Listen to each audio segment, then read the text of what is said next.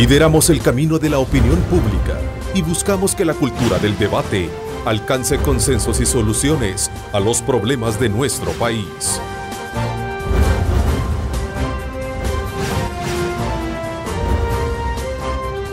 Diálogo con Ernesto López.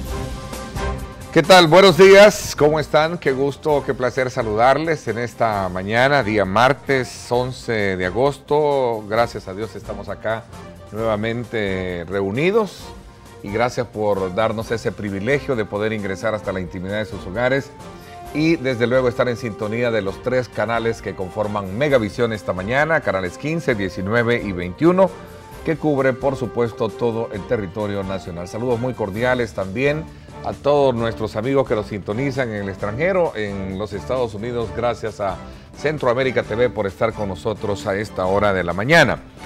Por supuesto, hoy vamos a darle continuidad a todos los temas que hemos estado identificando a lo largo de estos días y particularmente el día de ayer cuando tuvimos la presencia del secretario de Comunicaciones acá en nuestros estudios y dimos por enterada la posición del gobierno frente a estos niveles de inseguridad que siguen copando.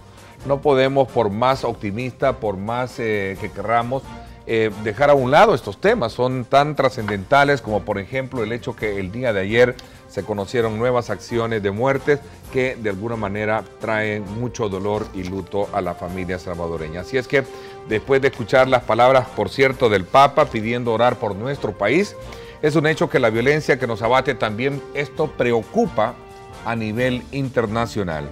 En su mensaje dominical en la Plaza San Pedro, el sumo pontífice dedicó parte de su discurso para hacer un llamado a las autoridades y sociedad salvadoreña a luchar contra este flagelo delincuencial que, según el Papa, mucho tiene que ver con las desigualdades sociales y económicas que experimentan países como el nuestro.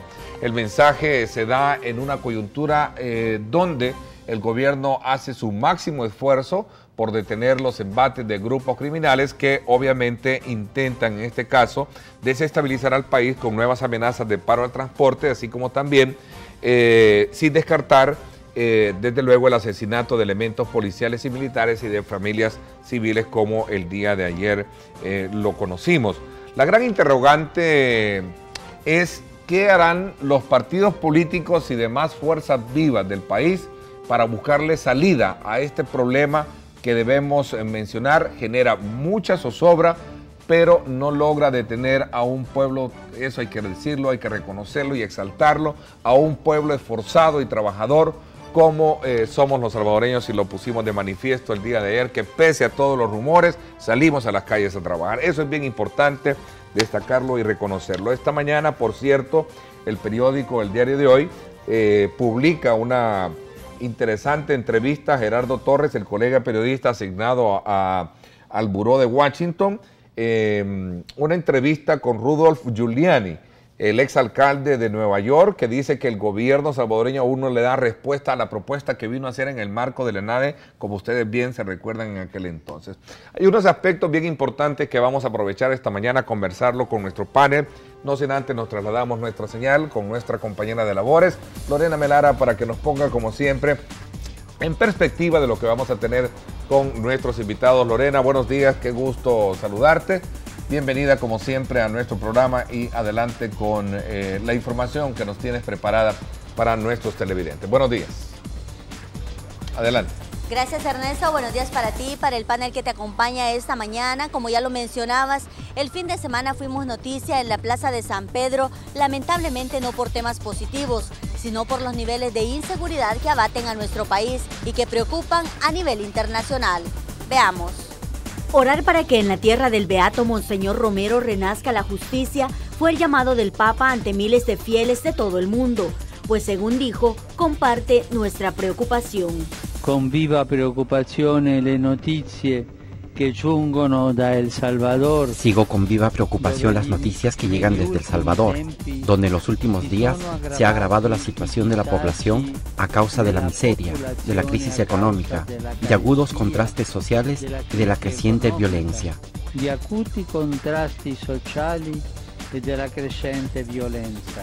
El pueblo lo abraza como un mensaje de ánimo, mientras el Ejecutivo parece tener claras las medidas a tomar y con quienes debe o no dialogar. No puede haber diálogo con aquellos que le quitan la vida a las personas. No podemos dialogar con aquellos que viven del crimen. Debido a rumores de un nuevo paro, policías y militares acompañan las unidades del transporte público. Sin embargo, el gobierno pide no dar cabida a este tipo de temores. Ernesto, según las autoridades, el trabajo está enfocado en resguardar la vida de la población, además de recuperar el dominio de territorio en aquellos municipios considerados los más violentos del país.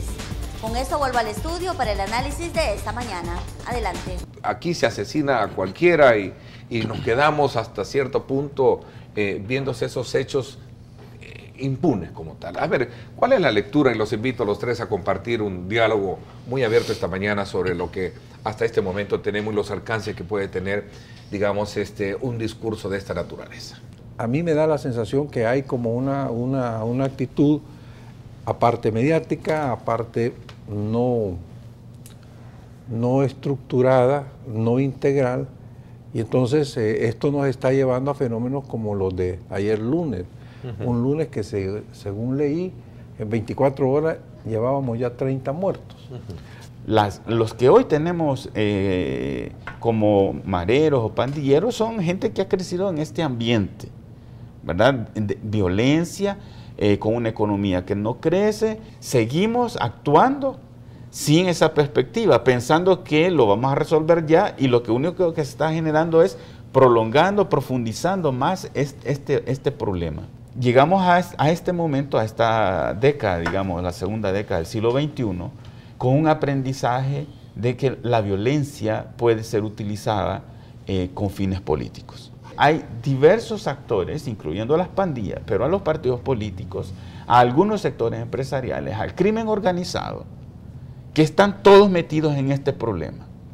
Si nosotros analizáramos con más detalle el paro del transporte de antes de vacaciones, no le podemos adjudicar, si somos honestos, solo a las pandillas ese asunto.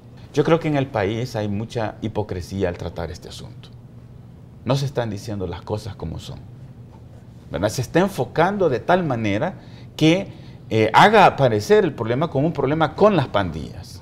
Que de un líder de ese tamaño, con el carisma que tiene el actual Papa, nos mande un mensaje pidiéndonos unidad, pidiendo al mundo que ore en la parte espiritual, que es fundamental para que Dios nos ilumine, pues yo por lo menos he saludado con gran alegría ese mensaje, porque creo que siendo nosotros un país tan pequeñito, que el Papa nos haya puesto la mirada y haya hecho inclusive el recordatorio de nuestro mártir, Monseñor Romero, pero si un líder de ese tamaño ha puesto la mirada en El Salvador y hace una petición de esa índole, es porque está totalmente convencido de la gravedad que estamos viviendo en el país. Qué bueno. No lo hubiera hecho si no lo dimensionara de esa manera. No podés ir a atender este problema si no cerrás el círculo vicioso, compañeros del panel y Ernesto. Si primero no te asegurás que no entren más muchachos a la pandilla, ¿y qué importa que ahora amarren 50, mañana 100 y pasado 200? Si al mismo tiempo hay un vivero donde se están produciendo otra cantidad de niños que a nomás llegan a los 9, 10, 12 años, muestran hasta simpatía por ingresar a las pandillas. Si no hay medidas de prevención, que cortemos el sangrado, es imposible creer que vamos a poder controlar el problema. Claro. La tregua. Vaya, miren, un hecho histórico vergonzoso. Yo he tratado de leer por más historia política, jamás, ni quizás ni en África, ha habido un gobierno que haya pactado con delincuentes. Se pacta con luchadores por situaciones de libertades, de democracia, de todo eso, ahí sí. Pero con delincuentes comunes, y tú has de recordar, en este país, el único funcionario público que se fue de frente resultaba en ese momento ofensivo para el gobierno, pero ¿cuánta razón tenía? Es el actual fiscal. Cuando le llamó la tregua hipócrita y le dio una serie de descripción, que ahora tenemos que reconocer que tenía razón, porque este fue el jaque mate. Yo pienso que ese tipo de experiencias, para quien la organiza, le deja una lección importante, que es la de, miren, ¿Qué poder tenemos? ¿Va? Sí. Le dice, no nos habíamos dado cuenta que podemos paralizar al país. Pero recordemos que ese paro es anunciado, entre comillas anunciado, no el paro, pero hay unas declaraciones previas del partido FMLN y de unos dirigentes sobre un plan de desestabilización e incluso de golpe de Estado. O sea que hay que tener la secuencia, ¿verdad? Eso es lo primero que ocurre ya por el 18 de julio. Un meeting, hay estas declaraciones, después viene la lluvia de que no hay espacio para golpes de Estado, pero lo cierto es que se viene ese paro y pone en jaque al gobierno, ¿verdad? Se resuelve y llegamos a este segundo intento de paro, el cual fracasa, vamos a ponerlo así. Y no fracasa porque el pueblo salvadoreño es heroico y sale, ¿verdad? Porque en los dos casos salió. Lo que hay que preguntarse es por qué uno fue exitoso y el siguiente fue fracasado. Y ahí viene el asunto. Busquemos quiénes son los que participan, a ver si los encontramos otra vez en el mismo escenario y en las mismas posiciones. Pero uno asume, Álvaro, uno asume que el Estado tiene una estructura de inteligencia. Y también uno debe dar por sentado que en este país tan pequeño y tan superpoblado es difícil que se gesten acciones organizadas, estructuradas, sin que el Estado se dé cuenta de que eso está pasando o va a pasar. Hay que darle el beneficio de la duda al actual gobierno en una sola acción, que a mí me parece que es vital, importante y trascendente, y que ojalá no la vaya a cambiar de rumbo. Y es el hecho de no volver a lo que hizo su partido y su gobierno en el periodo anterior, porque estamos hablando del mismo partido. Yo quiero llamar la atención en eso. El mismo partido que gestó la tregua es el que ahora dice no a la tregua.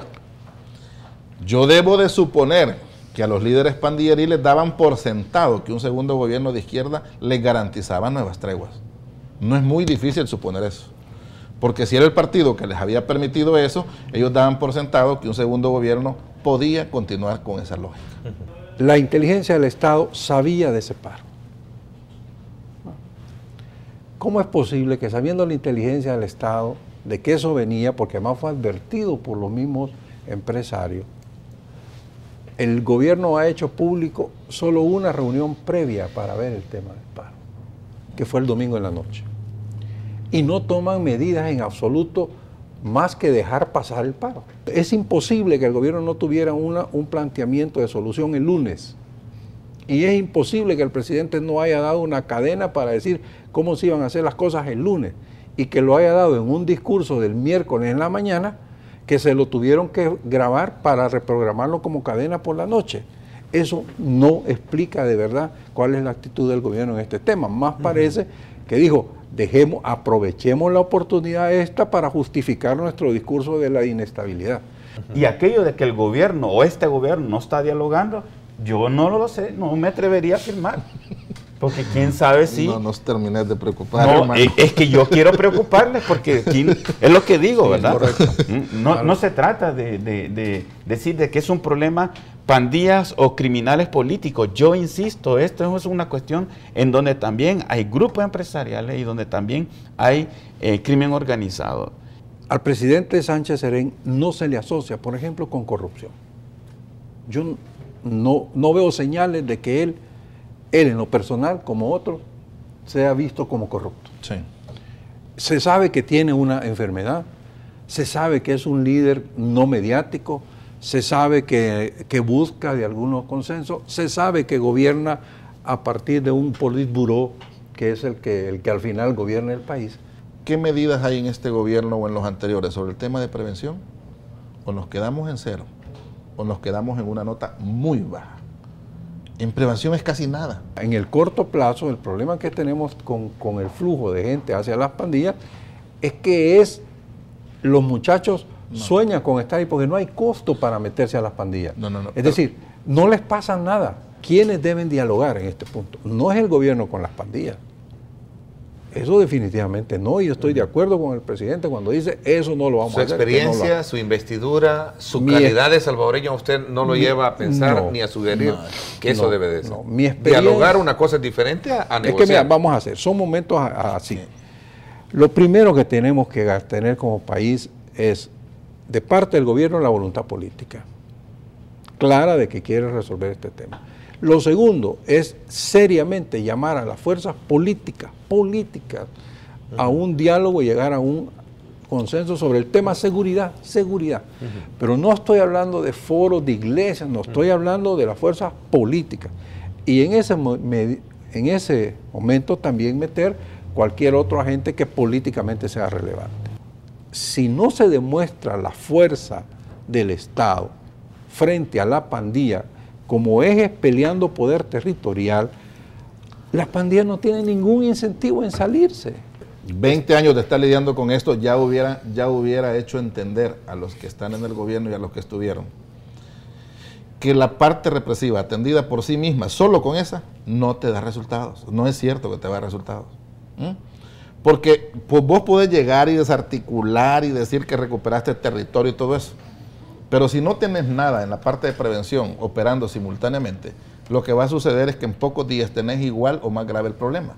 Cuando los embajadores, cuando a lo mejor Giuliani, el gobierno de los Estados Unidos, quien sea, se refiere, dejen de estar peleando ustedes dos, se está refiriendo ustedes que representan la legalidad, la institucionalidad del Estado de El Salvador, únanse para enfrentar el problema donde está una melcocha, donde están las pandillas, el narcotráfico, etcétera, etcétera, etcétera.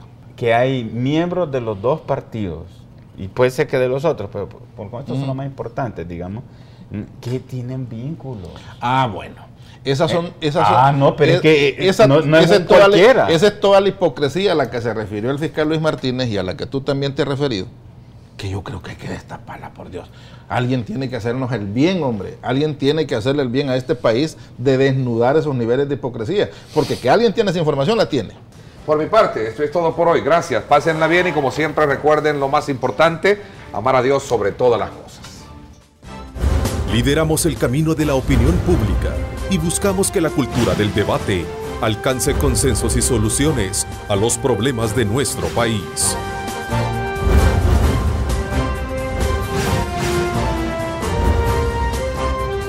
Diálogo con Ernesto López.